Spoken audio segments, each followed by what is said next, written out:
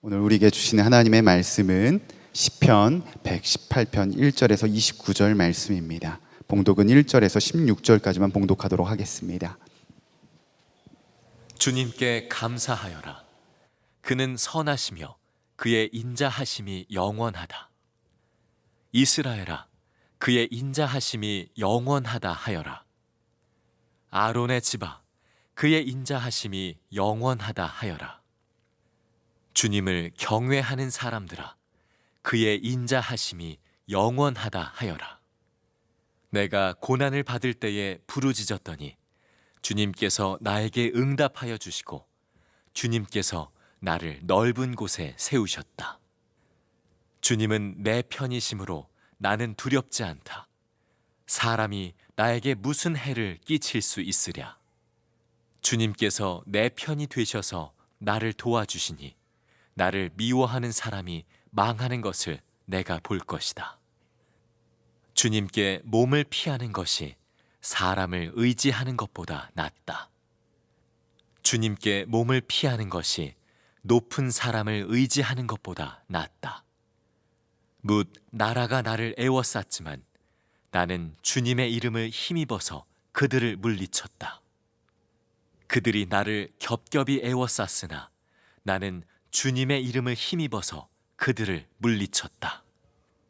그들이 나를 벌떼처럼 애워싸고 가시덤불에 붙은 불처럼 나를 삼키려고 하였지만 나는 주님의 이름을 힘입어서 그들을 물리쳤다. 내가 나를 밀어서 넘어뜨리려고 하였어도 주님께서 나를 도우셨다.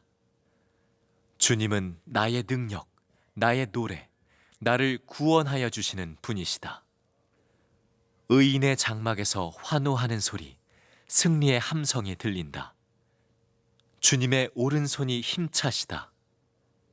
주님의 오른손이 높이 들렸다. 주님의 오른손이 힘차시다. 여러분들은 다 하나님이 살아계심을 믿으시죠? 그 믿음에 그 하나님이 여러분의 편이시라는 확신도 함께 하시기를 축복합니다. 하나님이 살아계실 뿐만 아니고 그 하나님이 내 편이다, 이렇게 고백할 수 있다는 것은 정말 대단한 믿음입니다. 그리고 우리가 하나님을 믿었다면 반드시 그런 믿음으로 나아가야 됩니다. 이 시편 118편은 하나님을 믿는 자의 놀라운 신앙 간증입니다. 하나님을 믿는 사람은 도대체 어떻게 사는지를 이 시편 118편에서 참 놀랍게 말씀하고 있습니다. 그 중에서 제 마음에 가장 와닿았던 구절이 주님은 내 편이라고 하는 시편 기자의 고백입니다. 6절, 7절에 보면 두 번에 걸쳐서 주님은 내 편이시다 하는 고백을 하고 있습니다. 6절에 주님은 내 편이심으로 나는 두렵지 않다. 사람이 나에게 무슨 해를 끼칠 수 있으랴. 주님께서 내 편이 되셔서 나를 도와주시니 나를 미워하는 사람이 망하는 것을 내가 볼 것이다. 주님이 내 편이시니 나는 어떤 사람도 두렵지 않다. 여러분은 정말 하나님을 믿으니 그런 믿음이 있으십니까? 나 어떤 사람도 두렵지 않아. 왜? 하나님이 내 편이시니. 우리가 하나님을 진짜 믿는다면 그런 믿음으로 하나님을 믿어야 마땅한 일이죠. 이 시편 기자는 하나님의 인자하심이 영원하시다는 고백을 1절부터 4절까지에 4번이나 반복하고 있습니다. 하나님의 인자하심이 영원하시다고 한 고백을 4번이나 연속으로 한다는 이야기는 그걸 들어서 아는 게 아니라 이런 뜻입니다. 들어서 알 수도 있죠. 여러분, 하나님의 인자하심이 영원하심을 아십니까? 알지요. 왜? 성경에 나와 있으니까. 근데 4번이나 연속으로 하나님의 인자하심은 영원하시도다 하라, 그렇게 그가 외치는 것은 그가 실제로 체험했기 때문에 그런 것이죠. 하나님의 인자하심이 영원하시구나, 본인이 체험했다는 거죠. 이 시편 기자는 아주 심각한 고난 속에 거의 죽을 지경이 되었을 때 하나님의 구원하심을 체험했습니다. 5절에 보면은 이렇게 말합니다. 내가 고난을 받을 때에 부르짖었더니 주님께서 나에게 응답하여 주시고 주님께서 나를 넓은 곳에 세우셨다. 어느 정도로 고난이 심각했는지 10절과 12절에 보면 어느 정도 이해할 수 있습니다. 10절에 그는 이렇게 말합니다. 문 나라가 나를 에워쌌지만 세상 모든 나라가 나를 죽이려고 나를 포위하고 있다. 여러분 한번 상상해 보세요. 한 사람만 나를 죽이려고 해도 정말 살아가기가 힘들 정도로 두려울 텐데 세상 모든 나라가 나를 에워싸고 있다. 12절에 그들이 나를 벌떼처럼 에워싸고 가시덤불에 붙은 불처럼 나를 삼키려고 하였지만, 그러니 이 시편 기자는 사실 살아날 가능성이 전혀 없다. 누구나 본인도 그렇고 다른 사람도 그렇고 이제 죽었구나 이럴 상황이었는데 하나님께 기도하고 하나님이 구원해 주신 것입니다. 그러니 시편 기자에게 있어서의 하나님에 대한 찬양은 정말 감격 그 자체입니다. 시편 118편에 계속해서 시편 기자는 하나님에 대한 감사와 찬양을 계속 반복하고 있습니다. 구원받은 체험이 분명하니까. 자, 여러분은 주님은 내 편이시다 이렇게 담대하게 고백할 수 있는 그런 믿음을 가지고 있습니까? 하나님을 믿지만 하나님은 내 편이시다 이렇게 담대하게 고백은 못하는 분들이 상당히 많이 있습니다. 왜 그럴까요? 자기의 처지와 형편을 보고 하나님이 내 편인지 아닌지 판단하려고 하기 때문에 그렇습니다. 모든 일이 다 잘 되고 하는 일마다 다 성공하고 자녀들도 다 잘 되고 몸도 건강하고 그러면 하나님이 내 편이시구나 그렇게 생각할 수도 있겠죠. 하는 일마다 다 안 되고 모든 게 다 사업이 어렵고 자녀들도 가정도 심각한 문제가 많고 어려운 일이 한두 가지가 아니고 그러면 마음에 하나님이 내 편 되어주지 않으시는구나 그렇게 생각할 수 있죠. 여러분 믿음을 이렇게 자기 처지와 형편에다가 근거를 두는 믿음을 갖는 것은 대단히 위험합니다. 여러분이 절대 그렇게 믿으시면 안 됩니다. 여러분 모두에게 하나님은 내 편이시라고 말할 수 있는 확실한 증거가 있습니다. 여러분 중에는 하나님이 나라는 존재를 알기는 아실까? 내 편이 되는 건 고사하고 나를 알기는 아실까? 이렇게 사람들이 많은데 도대체 나를 주님이 알고는 계실까? 아마 설교하는 저 목사도 나를 모를 텐데 하나님이 아실까?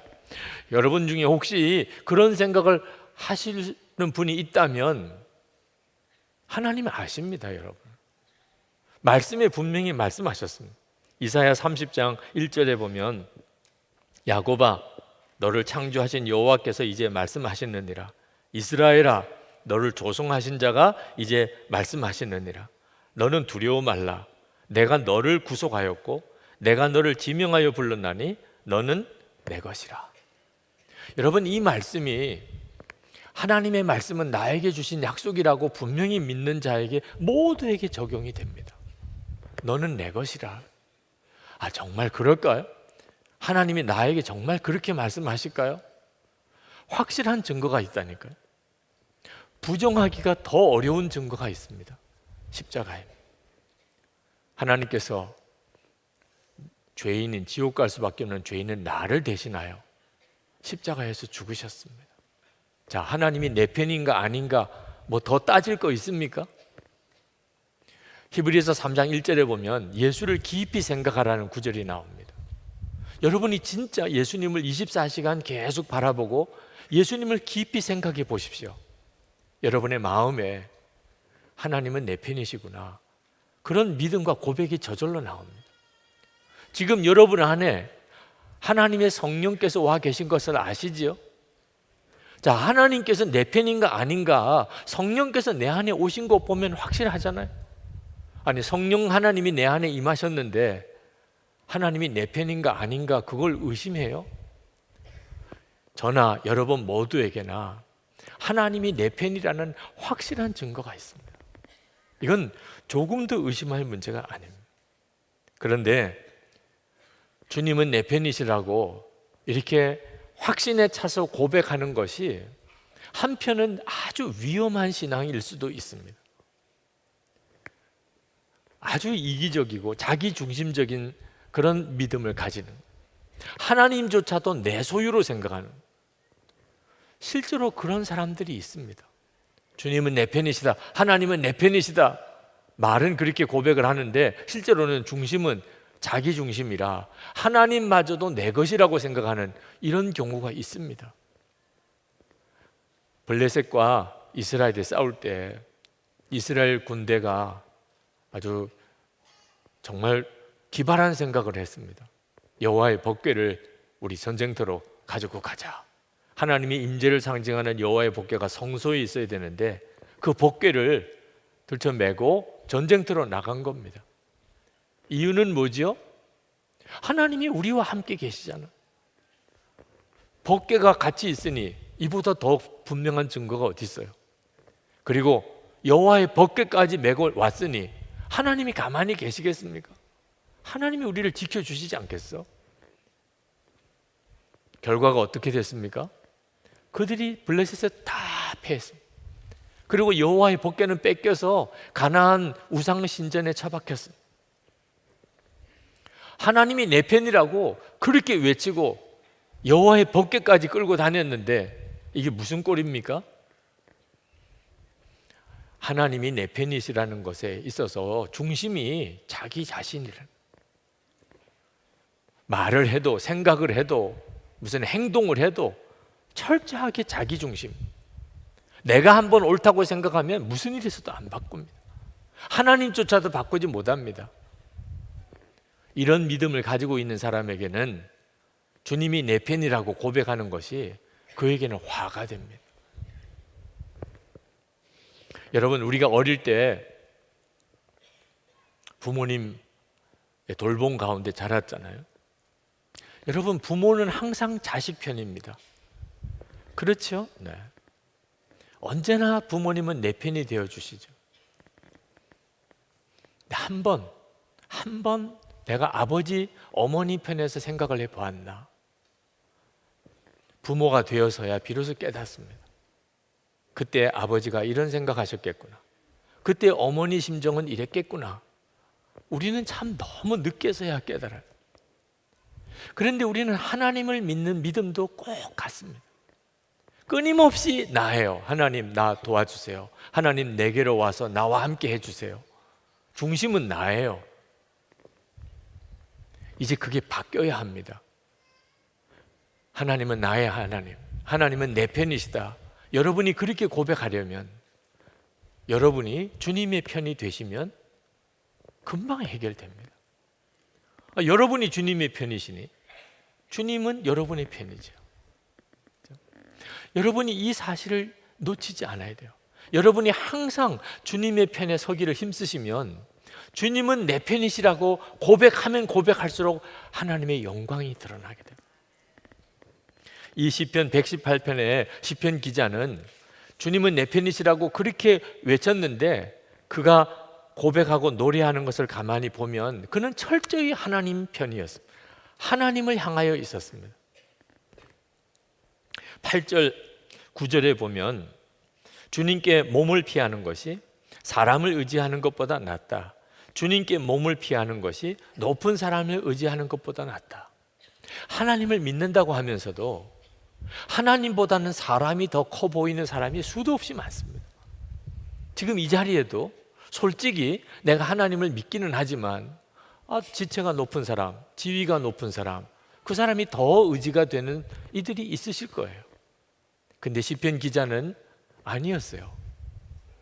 하나님께 피하는 것이 내가 지위가 높은 사람을 의지하는 것보다 훨씬 더 낫다.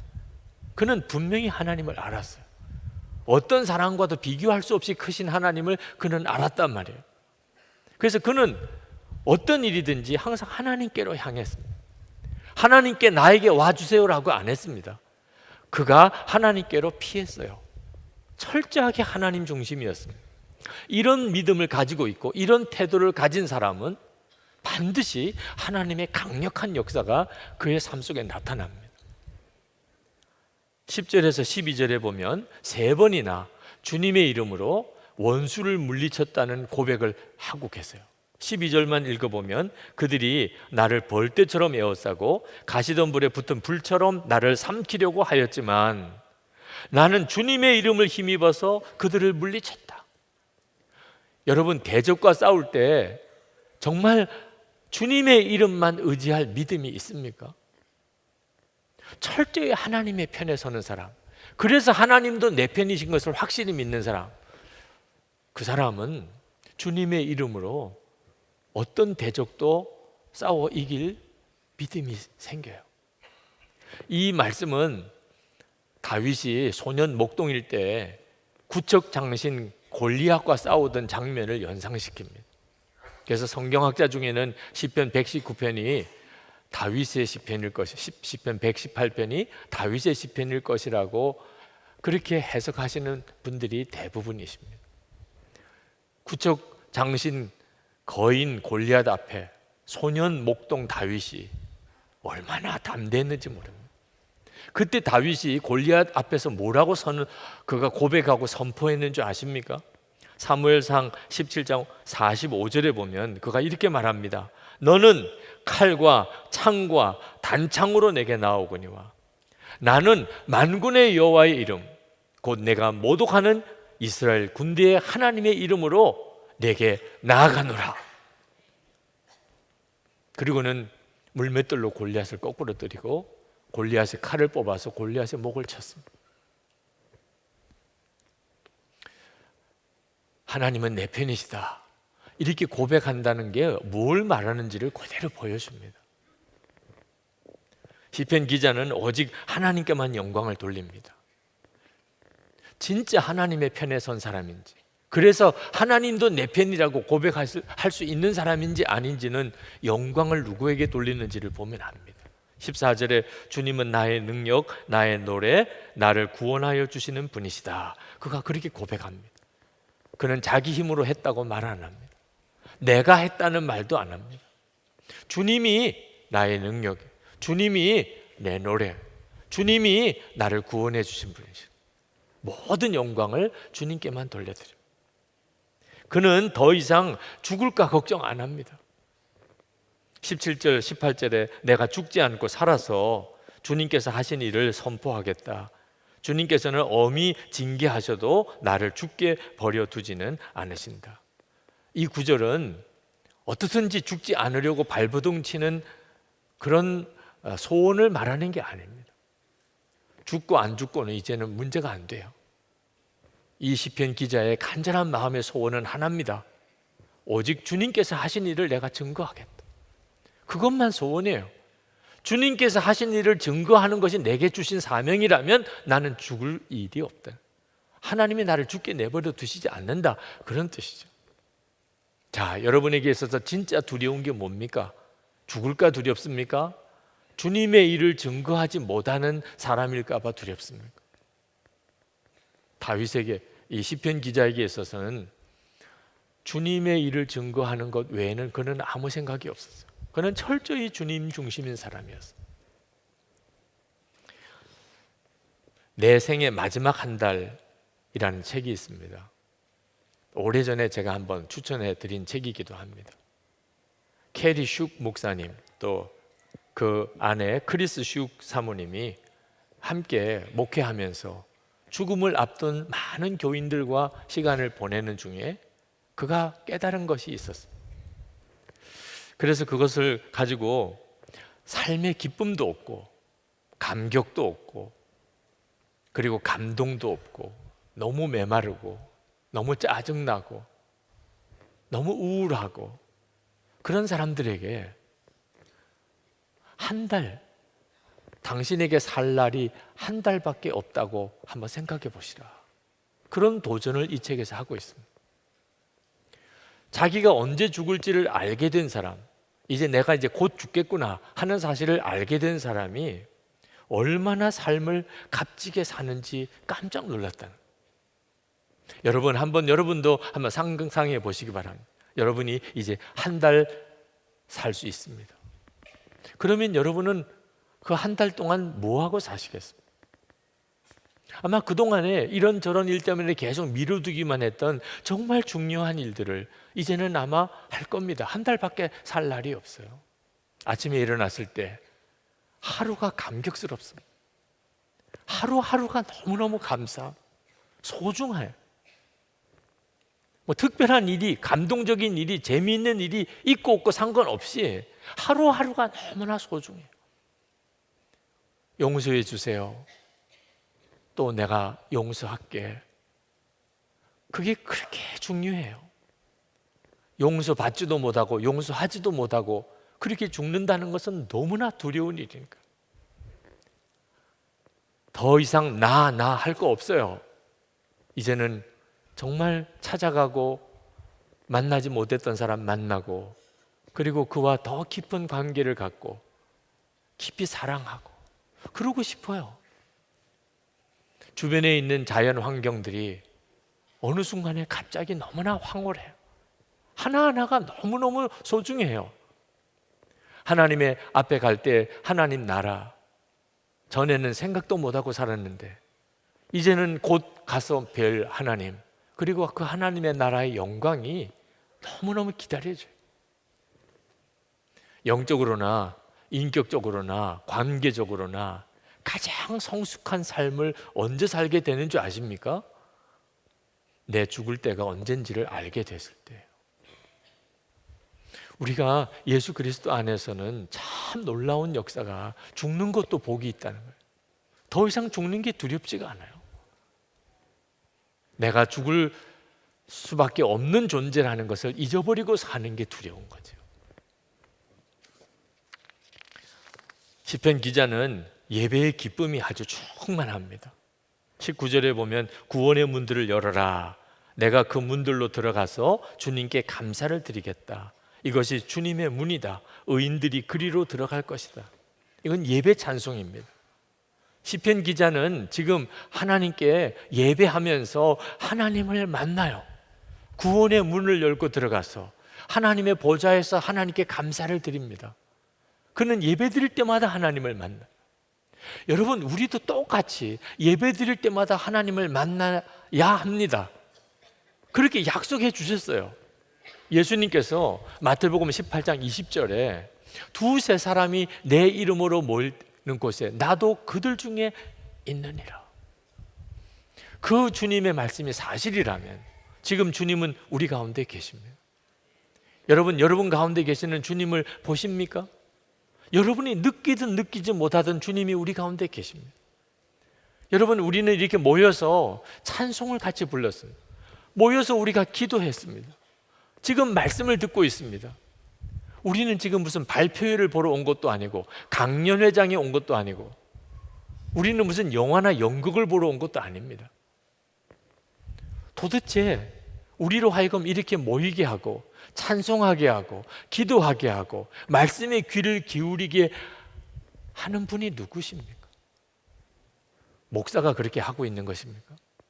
제가 여러분들을 다 알지도 못하는데 여러분들이 이렇게 이 자리에 오게 하시고 우리가 다 같이 아까 찬송을 부르고 도대체 기도하고 지금 말씀에 귀를 기울이게 하시는 분이 누구지요? 우리는 눈에 보이는 것만 전부가 아닌 것을 아는 사람입니다.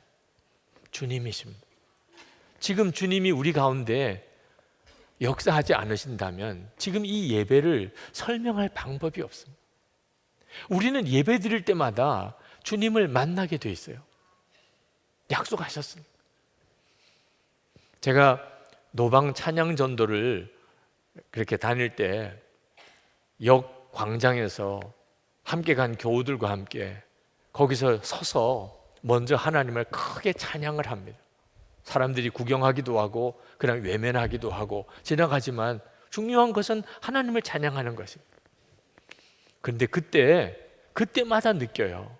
마치 누군가가 우리를 노려보고 있다는. 그럴 수밖에 없겠죠. 우리가 교회 안에서 찬양하는 게 아니고 길거리에 나갔습니다. 역 광장에 나갔습니다. 세상에는 세상 임금이 있다고 그랬습니다. 이 세상을 장악하는 마귀는 자기 영역에 성도들이 나와서 찬양하는 것에 대해서 그가 좋아하겠습니까? 그러니 노려볼 수밖에 없겠죠. 그게 너무 무서워서 전도하러 같이 나갔는데 찬양 대열에는 서지 못하는 교인들도 있었어요. 조금 떨어져서 멀찌감치 지켜보는.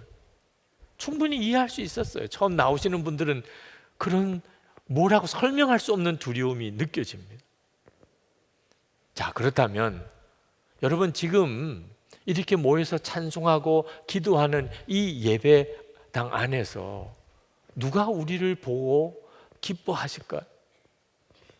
아니, 길거리에 나가서, 세상에 나가서 여러분이 성도로서 살고 또 복음을 전할 때 그때 마귀가 노려보는 것 같은 느낌을 여러분 다 경험했잖아요.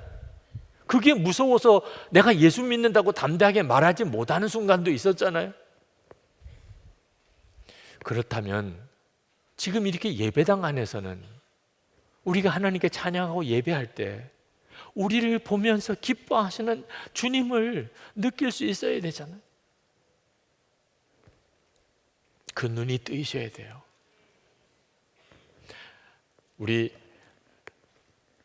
아기학교 전도사님이 한 번은 4살 된 아기 이야기를 하더라고요. 4살 된 아기가 전도사님에게 이렇게 이야기하더래요. 전도사님, 좋으신 하나님 찬송을 부르면 자꾸 눈물이 나요. 4살 된 아기가 좋으신 하나님 찬송을 부르면 자꾸 눈물이 난대. 여러분, 혹시 이 영상 보셨나 모르겠어요. 우리 교회 유아부실에서 어떤 아기가 기도하는 장면 한번 보여드리겠습니다.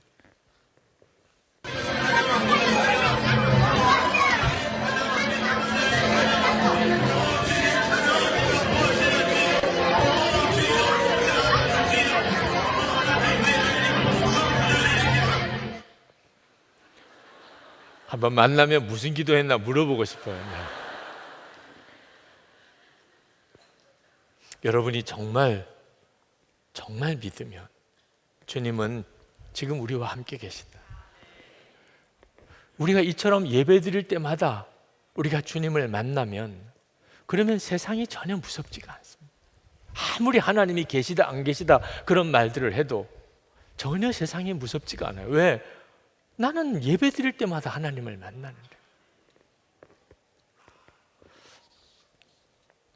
하나님께서는 우리가 약하다고 또 능력이 없다고 또 미련하다고 우리를 세상처럼 그렇게 외면하시는 분이 아니십니다.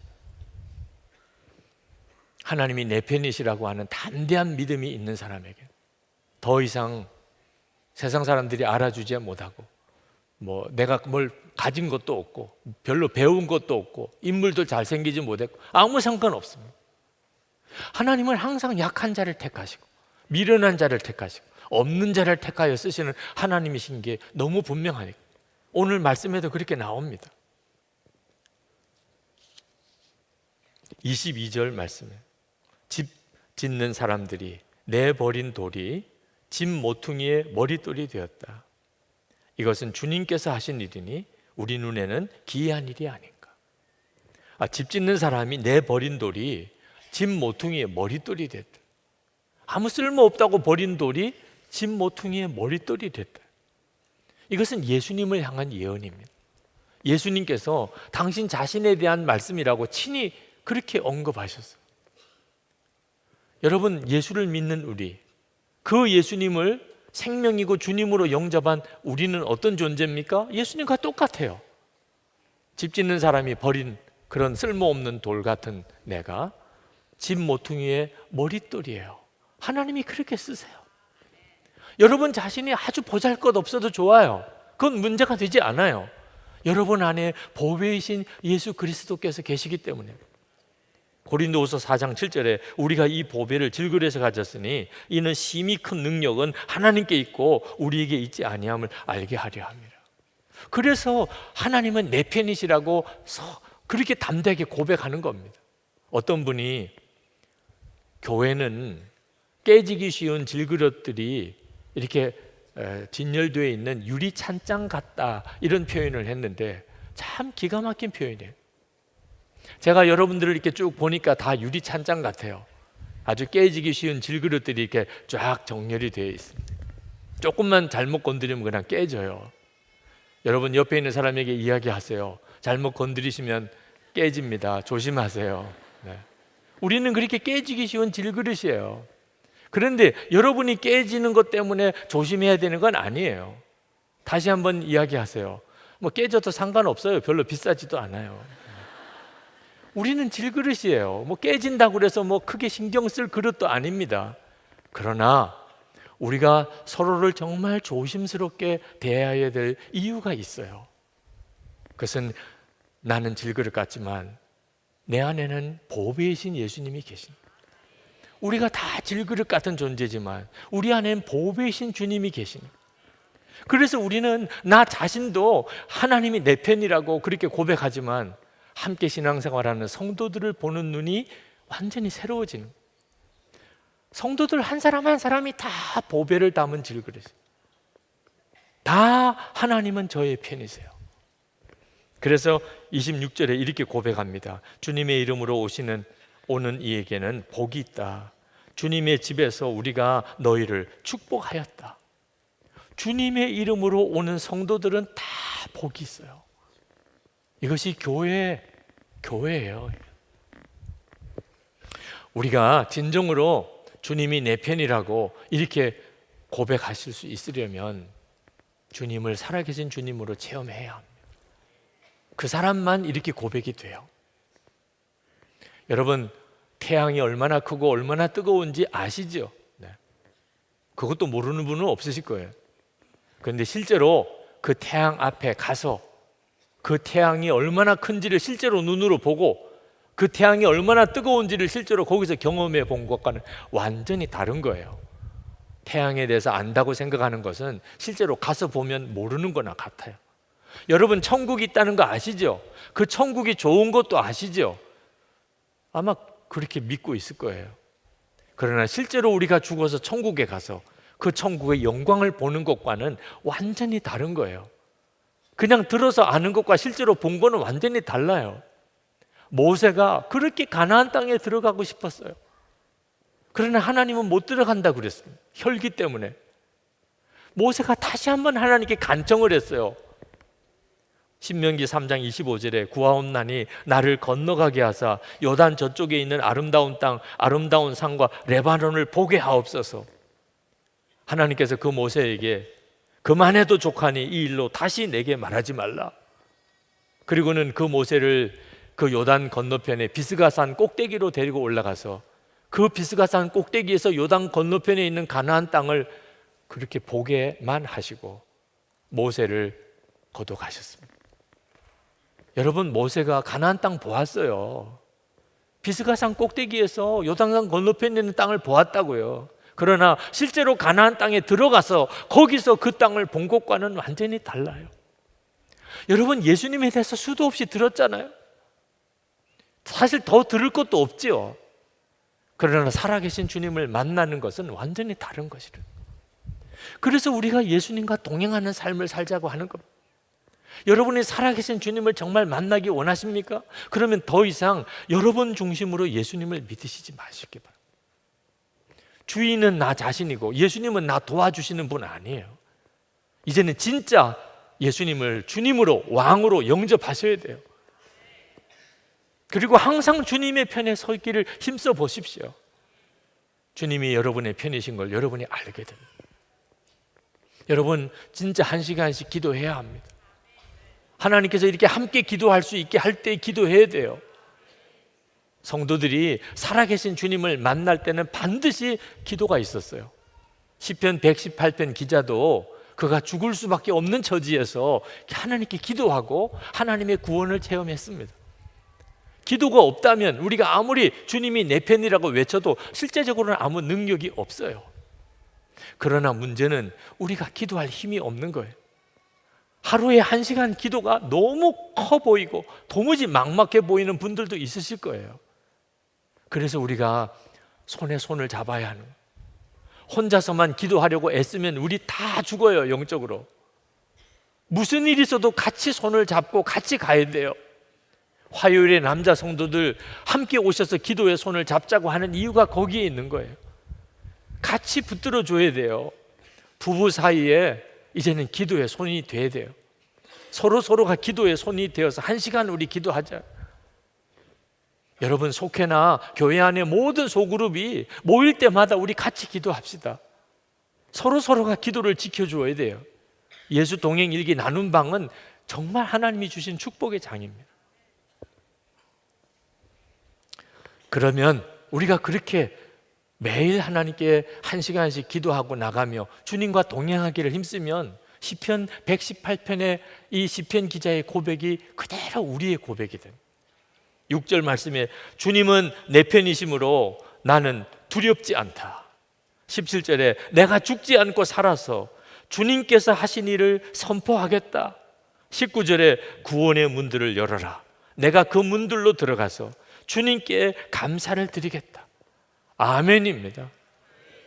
여러분, 정말 주님은 내 편이시라 그렇게 고백하고 항상 여러분이 주님의 편에 살면서 믿는 자의 그 영광을 드러내기를 원하신다면 우리 다 일어나서 함께 찬양하고 통성으로 기도하면 좋겠습니다.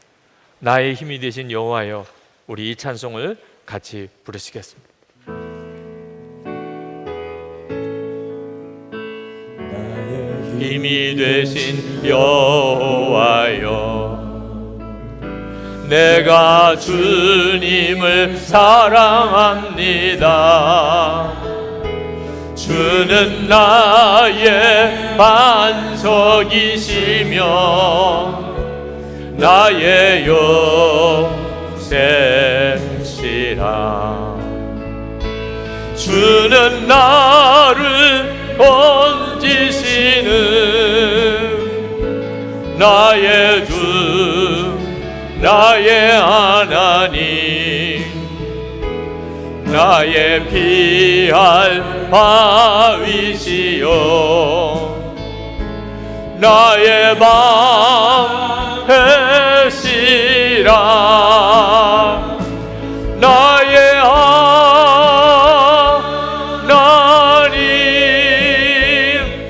나의 하나님, 구원의 뿌리시여, 나의 산성이라. 우리 두 손 들고 나의 하나님,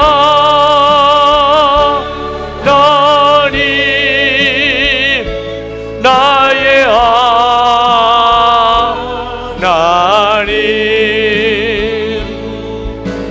그는 나의 여호와, 나의 구세주. 우리 항상 주님의 편에 서서 주님은 내 편이시라 담대히 고백하며 살게 해 주시옵소서. 우리 다 같이 주여 부르짖고 기도하십시다. 주여! 할렐루야. 크고 놀라우신 하나님의 은혜를 찬양합니다. 오늘도 하나님 주께서 그리 하소서. 우리의 마음이 간절하며 사모하며 하나님 시편 기자처럼 우리가 담대하게 하나님 주님은 내 편이시라 고백하며 살기를 원하옵니다. 하나님 그 믿음으로 살게 하소서. 하나님 그 믿음의 눈을 뜨게 하소서. 그렇게 주님을 바라보게 하소서. 항상 주님의 편에 서므로 주님이 내 편 되신 것을 하나님 확정하게 하여 주시옵소서. 은혜를 주신 하나님, 성도들에게 힘을 주소서. 하나님 주여 성도들에게 힘을 주소서. 성령의 능력으로 역사하소서. 그 마음의 사모함을, 마음의 간절히 갈망함을 주여 받아주소서. 성령의 사람으로 살게 하시기 원합니다. 예수님과 동행하며 매일 1시간 기도하며 승리의 삶을 살게 하여 주시옵소서. 주님, 아버지 하나님, 우리의 마음이 너무너무 간절한, 정말 터질 것 같이 간절합니다. 그저 성경만 읽고 그렇게 돌아가고 싶지 않습니다. 말씀이 그대로 우리의 삶에 그 말씀이 그대로 실현되기를 원합니다. 말씀대로 그렇게 살고 싶습니다. 시편 기자의 그 고백, 그 담대한 고백이 구구절절 우리 가운데도 그대로 체험되기를 원합니다. 사모함에 갈급한, 그래서 간절히 기도하는 사랑하는 성도들을 주여 일일이 주의 손으로 다 인쳐주소서. 하나님 성령께서 강하게 그 마음의 심령에 역사해 주옵소서. 항상 주님의 편에 서서 살며 주님이 내 편이시라 그렇게 고백하며 외치며 살게 하여 주옵소서. 살아계신 주님의 역사가 그 영광이 드러나게 하소서. 매일 1시간 기도하며 나가기를 원하오니 기도할 힘을 주셔서 손에 손을 잡았으니 서로가 우리가 함께 기도하며 하나님의 역사를 보게 하여 주시옵소서. 하나님, 이 나라와 민족을 위해서도 기도합니다. 우리 대한민국 예수 믿는 사람 많은 거 하나 자랑거린 사회는 점점점 하나님의 말씀을 버리고 하나님의 말씀과 반대되는 것을 법으로 제정하려고 하는 데까지도 가고 있습니다. 주님, 교회가 깨어나게 하소서. 정말 정결함을 얻고 다시 깨어나 주님의 교회로 일어나게 하소서. 성도들이 말씀과 기도로 일어나게 하소서. 주님과 동행하며 살게 해 주옵소서.